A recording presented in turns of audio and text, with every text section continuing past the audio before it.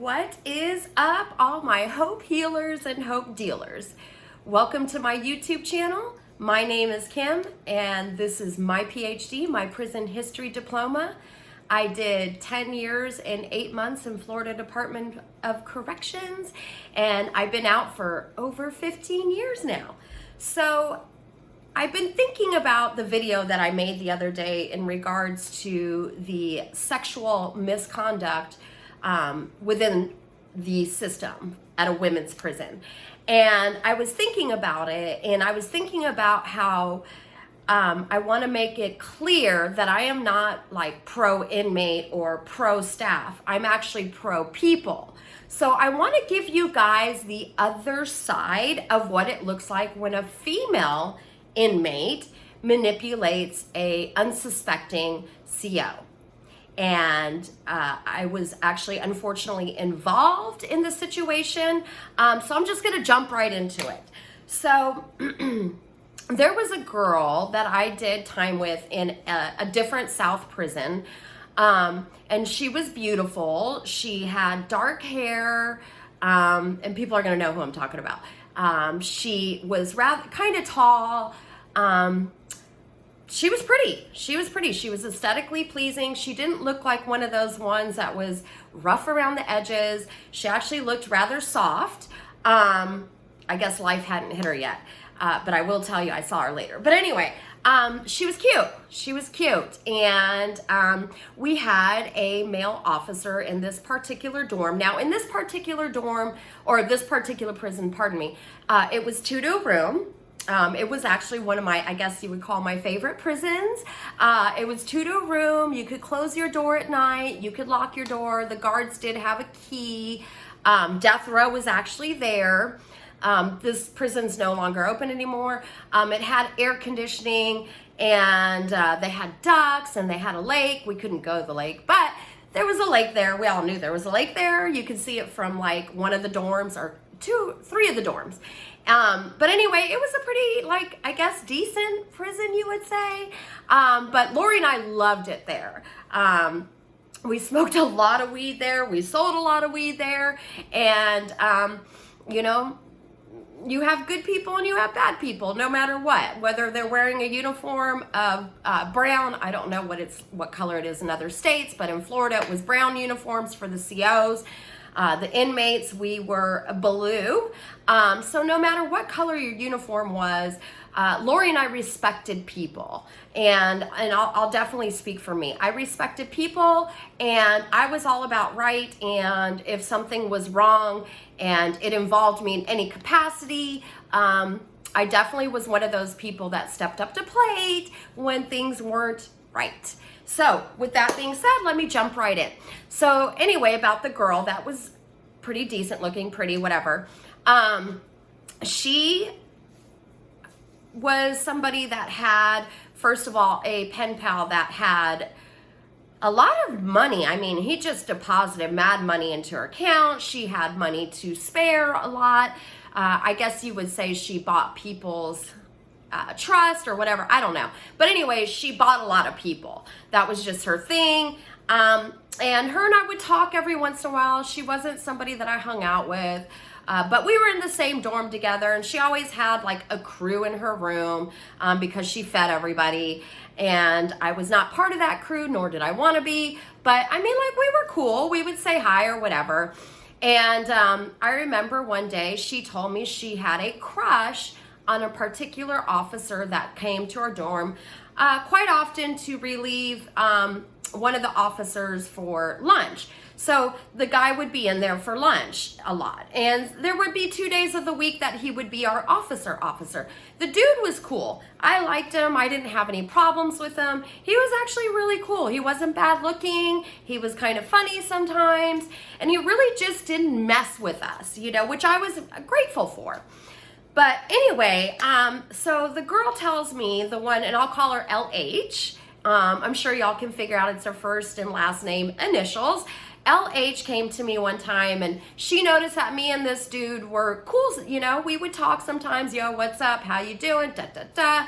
You know, I mean, he was just a good dude to talk to.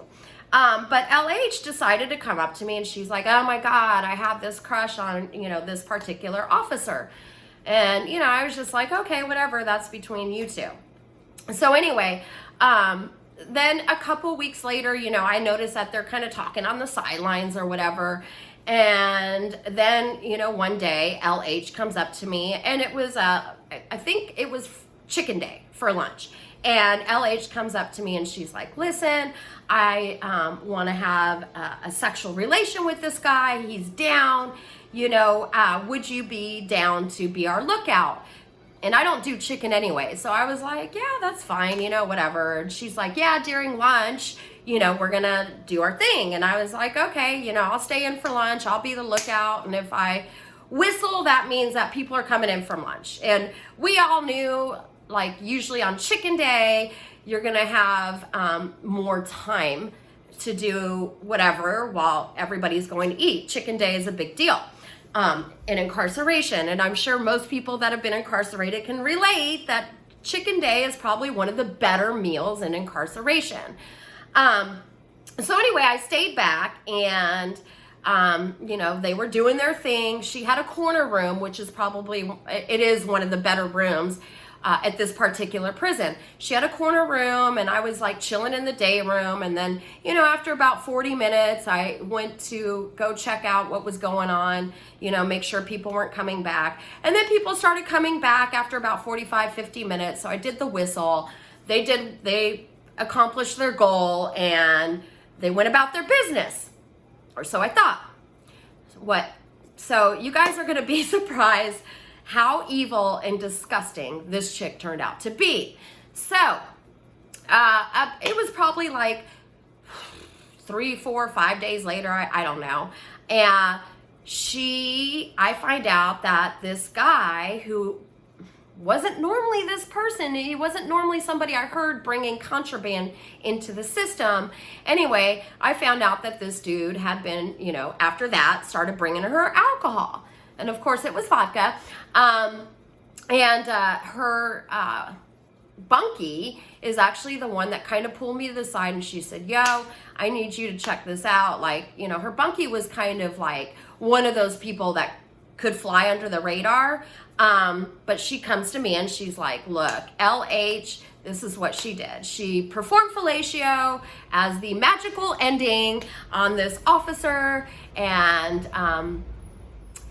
I'll just be blunt with it. He orgasmed in her mouth and I guess he turned away for a second or closed his eyes or whatever, which gave her time to disgustingly spit out his, the proof into a rag.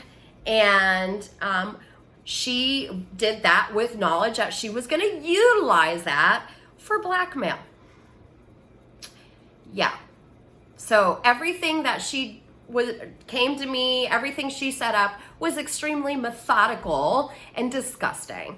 So yeah, the bunkie comes to me and she gives me this information and I'm like, oh my God, what a BS. Like, seriously, that is just so messed up. So I was the lookout. So I felt personally involved and I felt duped and I was really pissed off that this girl would do something like that. It was just evil and disgusting. It made no sense to me, but that goes to show that there's really shitty people in the world no matter where you go. And I know this is incarceration and you think that most people were shitty. Actually, it was quite the opposite. It was just people that made mistakes, a lot of them, and they were paying for their mistake. But this chick just sucked, literally. So anyway, I didn't even mean to make that joke. That's so funny. So anyway, so I find out and, I think about it. I process it for a couple of days and I'm like, damn it, I got to step to this chick. This poor dude can't protect himself because we all knew he had a wife and kids and this was his freaking career. And also, I knew for a fact that this particular officer would have not engaged in anything sexual with anybody unless they pursued him. And that's exactly what she did. She pursued him. She set him up. It was an absolute methodical situation. With that being said, a couple days later, I was boiling over with anger.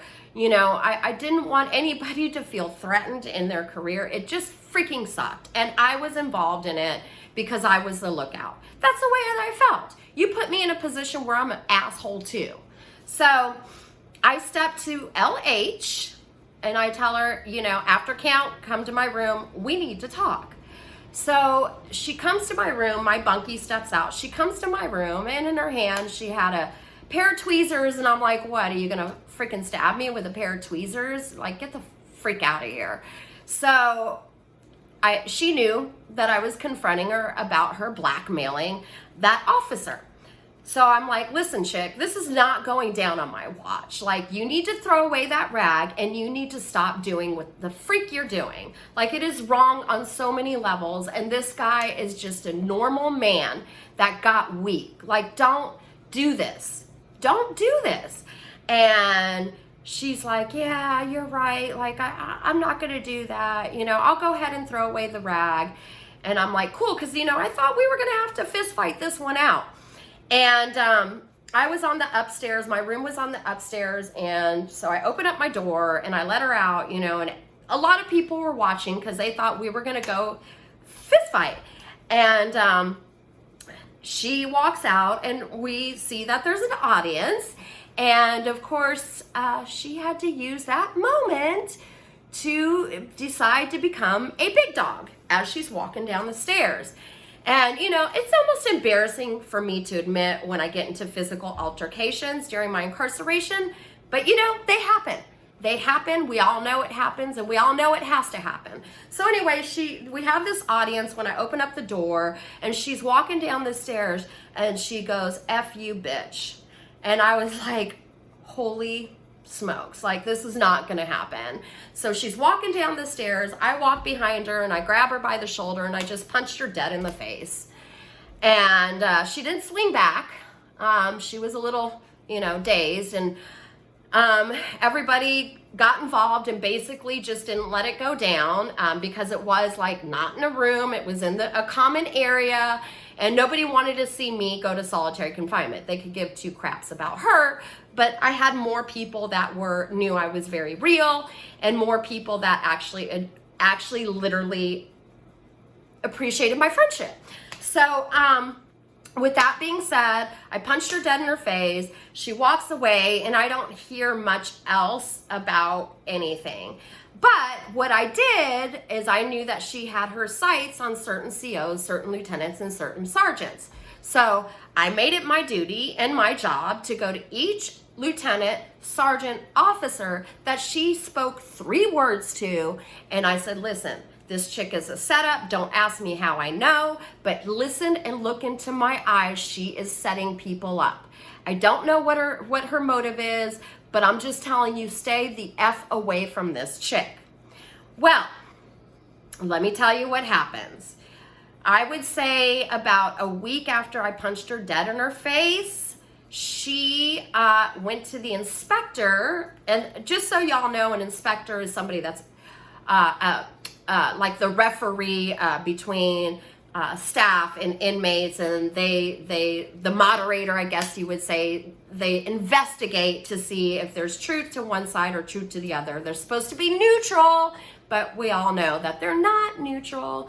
But anyway, so she goes to the inspector with her evidence, and she asked, her pen pal, by the way, was from like Kentucky or Indiana, or I can't even remember, but he was from another state. She works out a deal to get emergency shipped with the evidence. Like, she passes along the evidence. She gets to get emergency shipped to another state. It's called a state compact, or I can't remember the proper terminology, but it's state compact impact or something. So anyways, they get permission to ship her to another state, which allowed her to have more privileges, like a TV. Like, we didn't have TV in our rooms in Florida Department of Corrections, but this particular prison in another state allowed her to have a TV. She would be in the same state with this pen pal she was going to suck the life out of, literally. So she goes to the inspector and they immediately cuff her, and they, instead of putting her in solitary confinement, which we all know, when you go to the inspector with something, you're going to go to solitary confinement. No, where they take her to, because she's such trash, and they wanted to treat her with kid gloves, I guess, they take her to the infirmary, which is way more fluffier and nicer than solitary confinement, upon the weight of her going to the other state. She had 24/7 guards, which I'm sure they weren't so much on her team, but she had a watch 24/7 as she laid up in the infirmary, watching TV, probably eating chocolate. I don't know. I didn't make my way to be able to see her, awaiting her shipment to the other state, which didn't take too long. They got her the freak out of there. And this poor guy got arrested. Lost his career. And the reason why I want to put this out there is because I also wanted to make sure that everybody understands that the balance here. There were bad COs that wanted sexual favors and proactively went after women in almost a predatory sense, but there were also female inmates that went after the guards in a predatory sense, and they had negative intentions. And this is one of those incidents that unfortunately I was involved in a roundabout way. And I did the best that I could to right that wrong. Yes, I did warn that particular officer what was happening. He knew, and he honestly just kind of accepted the fact that he was going down. And it sucked. It was awful. It was terrible to see. It was terrible to know. And it was just a really, really messed up position that this chick put me in. So with that being said, you know, they took him off the compound. He no longer had a career. God only knows what happened to that guy. So let me tell you though about karma. So I had maybe like a couple of years left. I got shipped to another prison. It was a smaller prison, and I'm minding my own business, and guess who shows up? LH. Oh my gosh. So here's the thing. I had 2 years for me left was a small amount of time. As much as I wanted to beat her ass, and let me tell you, I really did, I could not put my hands on her because I was not going to adjust my time anymore based off of somebody else's bad behavior. Meaning if I would have beat her ass, I would have gone to solitary confinement, I would have lost some game time. She actually was not worth it. But she came back in. She was one of those people, part of the recidivism, and it was a good day for me to look at her straight in her eyes and let her know, hey, trash bag, guess what? Everybody's gonna know what you did in the other prison like 3 years ago. Yay! I'm so excited to tell everybody what a POS you really are. So yes, I did. I made it my job. I went to all staff members, and there was probably like 130 because this was a smaller prison, but I went to each and every individual, pulled them to the side all the way down to classification, each one of them individually, pulled them to the side and said, LH, let me tell you what she did. I know for a fact that she did this. And if there's any question marks, I'm sure it's in the record system. But I'm just here to warn you, do not trust this chick. She was probably on that particular, she manipulated her way out of that compound with some sort of psych emergency or something. But she didn't last long there.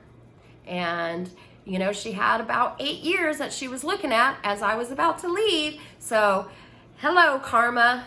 Nice to meet you on that chick. It was such a pleasure for me to see her again. And it was such a pleasure for me to tell staff the truth about her. And, you know, I didn't have to involve the inmates. They could feel her vibes. They were just shit. So, that being said, all my hope healers and hope dealers, if you come across people in your life, in your walk, that just do really bad things to you or other people, you may not see the karma, whatever you want to call it. You may not see it, but I can guarantee what you put out there comes back. So with that being said, people that put bad out there, they get back on them. But those of us that put good out there, we get good back. I don't care who you are, what you've done in your past. If you've changed and you're on a walk of good, I love you. And you know, everybody makes mistakes. It's okay. It's okay. It's how you change and become a better person. You know, and people have made mistakes to me in my life. And if they've changed and they, you know, apologize, yes, I'll say thank you. There's certain things where I'm like, oh, you won't be able to enter my life back. But, you know, listen, we all have done things in our life that we're not super proud of, and that's fine. But when you do things methodically, knowing that you're about to do something evil to harm somebody, that's where the problem comes into play for me. You know, there's a difference between mistakes and methodical. So with that being said, all my hope healers and hope dealers, thank you so much for being here. I love every single person out there. Let's spread some love and light today. It's a beautiful day outside. Love y'all. Thanks.